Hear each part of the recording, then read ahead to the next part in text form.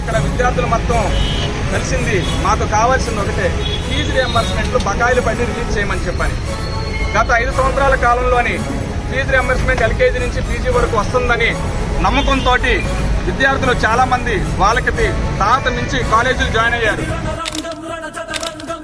Join అయిన తర్వాత ఏదో ఒక వంకతోటి ఫీజు రియంబర్స్మెంట్లు ఇవ్వక ఎయిడెడ్ కాలేజీని అన్ఎయిడెడ్గా డివైడ్ చేయడం వల్ల ప్రైవేట్ కాలేజీలాగా ప్రజెంట్ ఉన్న గవర్నమెంట్ కాలేజీలు కూడా వాళ్ళకి నచ్చినట్టు ఫీజులు పెంచేశారు.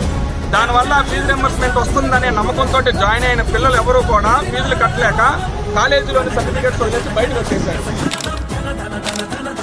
వాళ్ళు అర్హత ఉన్నా కూడా వాళ్ళు జాయిన్ అవ్వాల్సిన జాబ్లు ఎలా ఉన్నాయంటే చిన్న చిన్న జాబులకు వెళ్ళిపోతూ ఈరోజు చాలా ఇబ్బందులు పడుతున్నారు. వాళ్ళు చెడు వ్యసనాలకు అలవాటు అవడమే కానీ గవర్నమెంట్ మాత్రం మీరు సిద్ధం అంటే దేనికి సిద్ధమో మాకు తెలియట్లేదు. అదే విద్యార్థులు ఎంతమంది ఇబ్బంది పడుతుంటే మాట్లాడలేదు. మీ ఎన్నిసార్లు మొరపెట్టుకుంటున్నా కూడా స్టూడెంట్ సర్టిఫికెట్లు ఆగిపోయినాయి. అలాగే ఫీజు రియంబర్స్మెంట్ ఎల్కేజీ నుంచి పీజీ వరకు ఇస్తానని చెప్పి అన్నారు.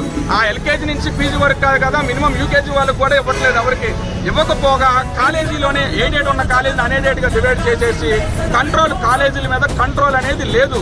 వాళ్ళ ఇష్టాచారంగా ఫీజులు కరెక్ట్గా హాల్ టికెట్లు ఇచ్చే టైంకి మీరు ఫీజులు ఫుల్ ఫ్లెడ్జ్డ్గా కట్టకపోతే హాల్ టికెట్లు ఇవ్వమని కాలేజీ టాపర్ని, కాలేజీలో బాగా చదువుకున్న డిస్టెన్షన్ వచ్చిన స్టూడెంట్స్ కూడా ఎవరికి కూడా హాల్ టికెట్లు ఇవ్వట్లేదు.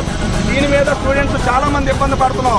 మేము ఇప్పుడే ప్రభుత్వాన్ని హెచ్చరిస్తున్నాం, మీరు కనుక ఇమీడియట్లీ ఫీజు రియంబర్స్మెంట్ అలాగే స్టూడెంట్స్ ఇరుక్కుపోయిన సర్టిఫికేట్లు బయటకు కానీ తీసుకురాకపోతే మేము ఈ ప్రణాళికని ఇంకొక వారం 10 రోజుల్లోనే బయటకు వచ్చి మేము చాలా దారుణంగా స్టూడెంట్స్ యూనియన్లు మొత్తం బయటకు వచ్చి మేము చాలా ధర్నాలు చేస్తాం. మేము బస్సు యాత్ర చేయడానికి కూడా రెడీగా ఉన్నాం. మీరు విద్యార్థులను ఓన్లీ బ్యానర్లు కట్టడానికి అలాగే ర్యాలీలకు మాత్రమే వాడుకుంటారు కానీ వాళ్ళ భవిష్యత్తు గురించి ఆలోచించరు. ప్లేస్మెంట్లు రావు, ప్రైవేట్ కంపెనీలు రావు, ప్రైవేట్ కంపెనీలు వస్తే బెదరగొట్టు పంపించడం. ఆ భవిష్యత్తు ఎలా ఇస్తారు? మీరేమో చెప్తామంటారు ఏదో మీరు సొంత డబ్బులు ఇస్తున్నట్టు. మాకు ఉచితాలు వద్దు, మాకు కావాల్సింది భవిష్యత్తు. ఆ భవిష్యత్తు ఇస్తాను అంటే చెప్పండి.